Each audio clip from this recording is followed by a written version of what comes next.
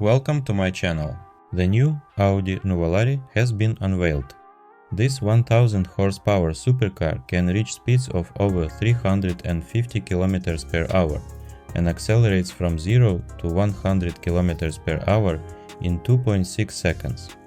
The Audi Nuvolari Coupé is the successor to the R8 and is set to go on sale in early 2027.